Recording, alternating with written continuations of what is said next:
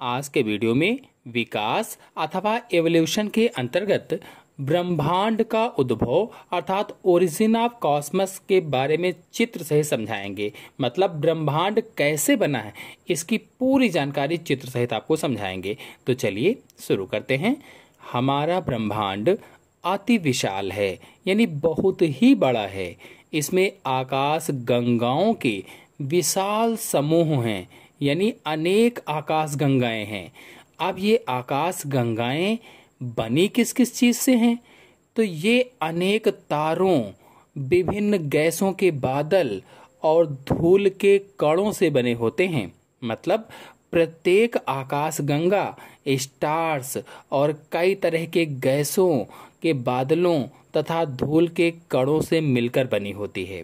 हमारी पृथ्वी इस विशाल काय ब्रह्मांड में मात्र एक बिंदु या कण के समान है। यानी पृथ्वी इतनी छोटी है, पूरा इतना विशाल काय ब्रह्मांड है कि उसमें पृथ्वी एक बिंदु या कण के जैसी है। वैज्ञानिकों का मत है कि लगभग 20,000 करोड़ वर्ष पहले अर्थात 200 बिलियन पूर्व इलेम नामक आद्य पदार्थ से ब्रह्मांड की उत्पत्ति हुई थी। यानी वैज्ञानिक मानते हैं कि लगभग 20,000 करोड़ वर्ष पहले इलेम नामक पदार्थ से ब्रह्मांड बना था।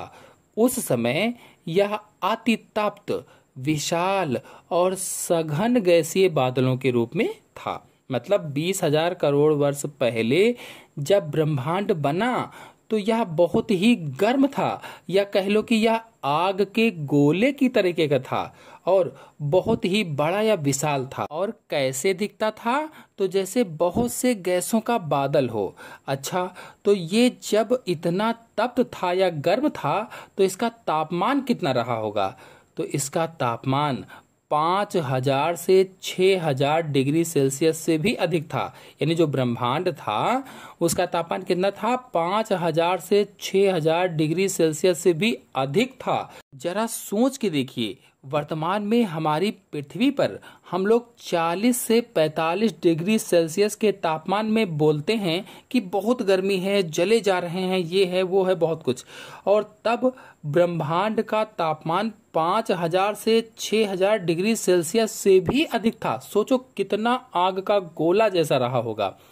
जब ब्रह्मांड बना तो यह अति तप्त, विशाल गैसीय बादल के रूप में था, इसीलिए कहा गया है। और तापमान कितना बताया गया है? 5,000 से 6,000 डिग्री सेल्सियस। इसमें न्यूट्रॉन, प्रोटॉन और इलेक्ट्रॉन के समान पदार्थ के कण यानी पार्टिकल्स और एंटी पार्टिकल्स थे।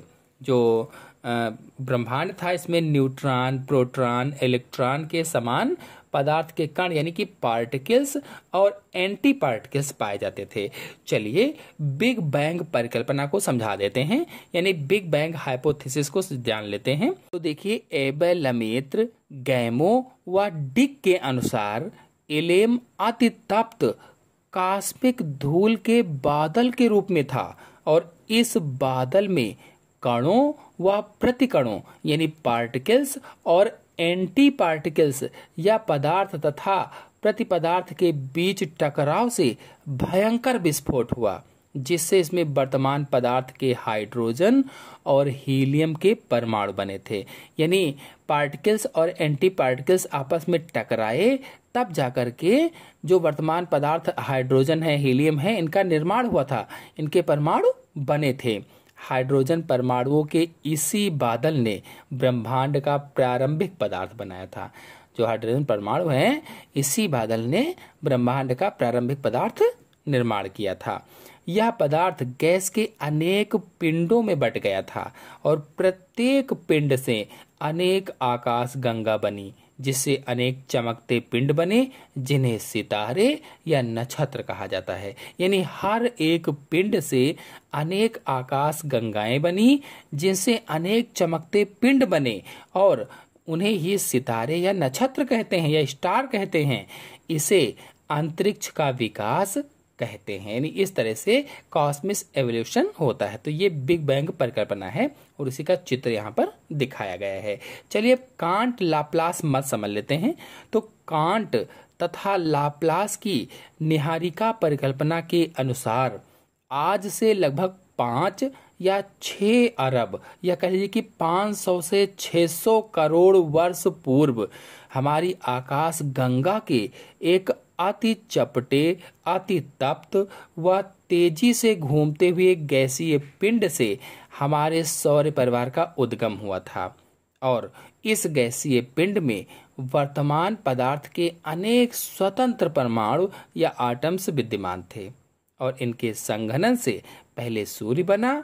पृथ्वी व अन्य ग्रह सूर्य से टूटकर अलग हुए पिंडों से बने, यानी सबसे पहले उसके संघनन से क्या बना, सूर्य का निर्माण हुआ था और फिर पृथ्वी और अन्य ग्रह जो बने वो सूर्य से ही टूट गए थे, उसी से इनका निर्माण हो गया था, यानी सूर्य के ही खंड होते हैं। चलिए अब आधुनिक मत को समझते हैं। मॉडर्न कॉन्सेप्ट क्या है? तो आधुनिक खगोल शास्त्रियों के अनुसार सूर्य के चारों ओर बादलों का वृत्ताकार घेरा था और यह बादल कई संकेंद्रीय वृत्तों या कंसेंट्रिक सर्कल्स में विखंडित हुआ।